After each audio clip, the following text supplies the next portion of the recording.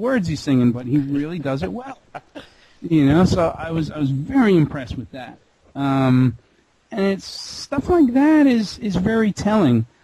I think it's going to rely on package touring though. Yeah, I see that a lot. I think live is going to be where it's at. I don't know about selling records anymore, because downloading is what it is. It's not going anywhere. Right. It's something that it's good and it's bad.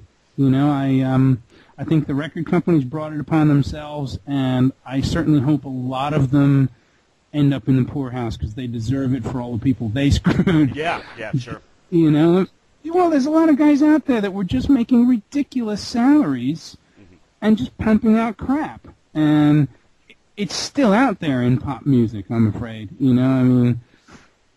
Lady Gaga, what the hell's going on there? And shame on anybody for buying it because it's nothing.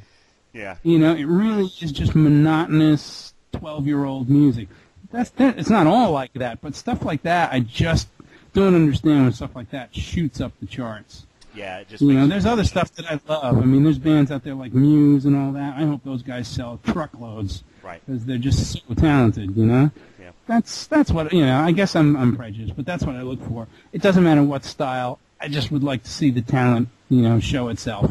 Yeah. When you hear some of that stuff on the radio, Danny, or some of the outlets like MTV, it just sometimes it really makes you wonder who's at the wheel, and maybe we wondered sometimes Absolutely. during the 80s and 90s too, but it really makes you wonder now, man. Yeah, absolutely. You can just picture there's some guy that you wouldn't ever see at a rock concert going, yeah, let's do this. The kids will love it, And it's like, oh God, please. Yeah, those suit decisions. Those things have a way of getting shattered, though. Mm-hmm. I mean, to be fair, a lot of times people always ask about, were we resentful of grunge and Nirvana and all that? Yes and no. I mean, it was a shame that it killed most of our careers when it happened. But you got to be fair about it. That was something that the industry did not do. That's something the fans picked. Because I was there. I was on Geffen, and so was Nirvana. And they just put that out because they were selling okay already. They'd done that album called Bleach, and it was selling okay at grassroots level. And they thought, well, we can't really lose. Maybe we'll sell 50, 60,000 copies. We'll be fine. They had no idea what was coming, and they got caught completely, When Nevermind, they got rocked when it happened. Yeah, when Nevermind hit, it was just kind of a landslide. Yeah, and that was, to be fair, it's a rare moment in music history. The audience picked that.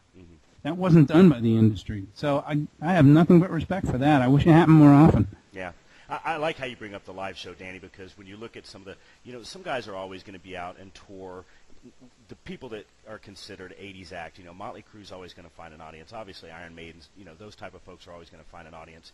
But when you look at things like Rocklahoma, when you look at a lot of the great festivals, and I wish that we could get more than Rocklahoma over here, but some of the great festivals that happen overseas, certainly that you're probably affiliated with or certainly know a lot about, the bands that are like that mid-level area of bands, like the Taiketos, like the LA Guns, and things like that, those bands certainly find an outlet there at the live show in those festivals, whereas I don't see that happening with the 90s bands. I don't see the Screaming Trees and Mudhoney and people coming out and shelling out the big bucks for that VIP ticket like they would for a Taiketo, a White Lion, and so forth. Tell me a little bit about what you think about the festival and how it's going to help you.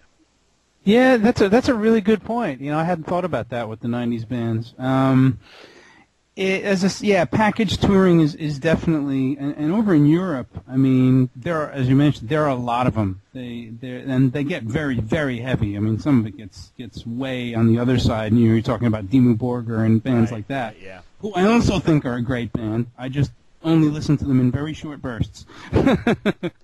But yeah, it's what that is. I think is that's laced in the fact that.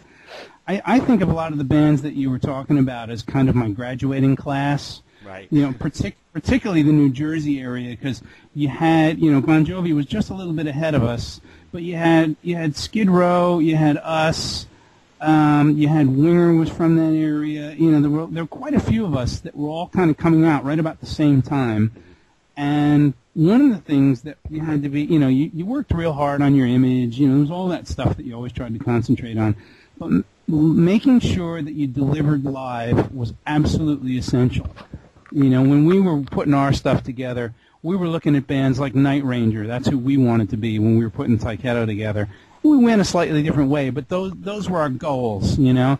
You wanted to be able to, a band like Mr. Big, I mean, they're untouchable. Right. You know, as far as what they write, how they play it, and how they perform it.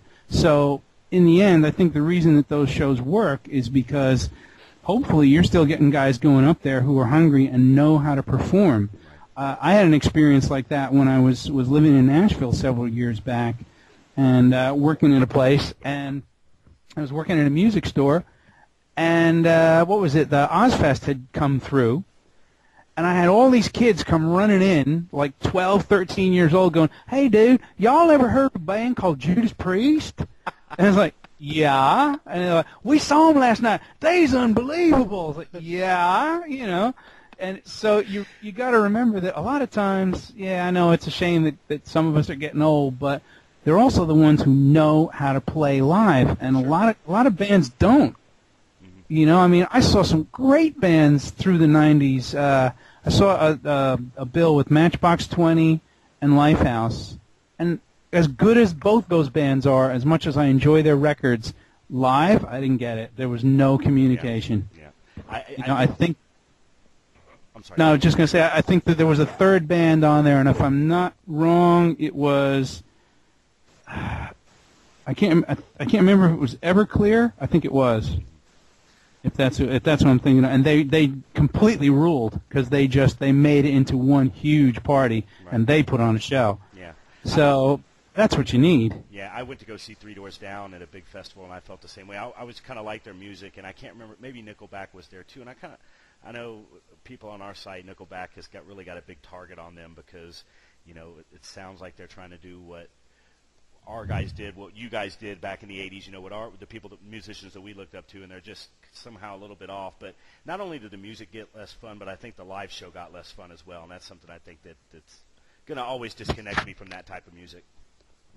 Yeah, you're probably right. I think you're right about Nickelback. I mean, with Rockstar, they were trying to add a real fun element to it, and they got the video with all those different people in it. And look who was on it, you know? Ted Nugent's on the video. Yeah, exactly. Yeah. They're trying to get that feel. So, exactly. Yeah, I just think that, you know, sometimes in the recreation of it, something gets lost in the translation. But, yeah, nothing's like the original, that's for sure. But well, there are bands out there. I mean, you know, The Answer is out there. It's a little past now, but Buck Cherry. I mean, there are bands that are. What I like is I'm starting to see a lot of signs of young